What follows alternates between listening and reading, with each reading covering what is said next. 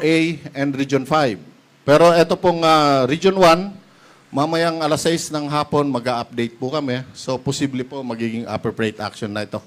Dahil nga po doon na rin papunta yung bagyong Nika. And advised to take precautionary measure, ito pong Region 4B and Region 4, Region 8. So yun lang po ang update at maraming salamat po. Salamat po, Engineer Richard Orendain, ang duty forecaster ng Hydromet Division. And now we proceed to the Q&A session of the press conference. Bago po tayo mag-accommodate ng mga katanungan mula po sa ating mga media partners, allow us to acknowledge po the presence ng ating DOST Pag-asa key officials headed by Dr. Marcelino Q. Villapuerta.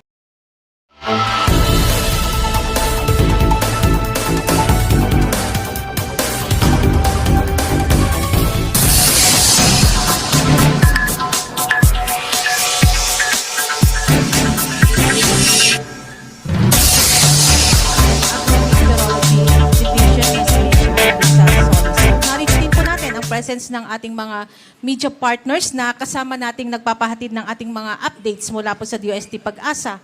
Kasama po natin ngayon dito sa media room ang A to Z, UNTV, DCBB, Inquirer.net, ABS-CBN, Abante Radio, Philippine News Agency, Radyo Pilipinas, Malaya, DZXL, RMN, Manila Standard, Daily Tribune at Philippine Star. At ang Manila Bulletin po kasama natin sa Facebook Live po natin. No?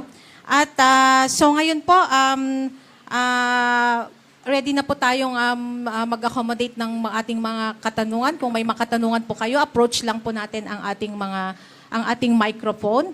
And then state your name po and your affiliation and if possible po kung kanino po ang inyong katanungan.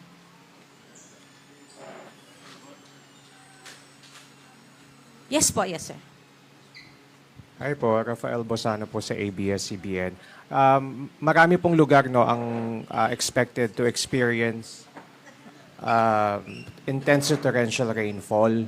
So pag ganun ba sir, paano po ba natin siya malilaymanize further, yung intense torrential? Pwede ba natin siyang ihambing sa isang bagyong naranasan natin recently para mas makita ng tao or ma-visualize niya kung gaano talaga kalakas yung intense to torrential?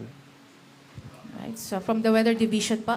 Ang magandang katanungan po yan kung ihambing sa mga previous bagyo. But be reminded na iba-iba po ang magiging reaksyon ng bawat lugar. Halimbawa po, may bagyo na nagpaulan ng 200 millimeters of rain sa isang lugar, let's say for Metro Manila.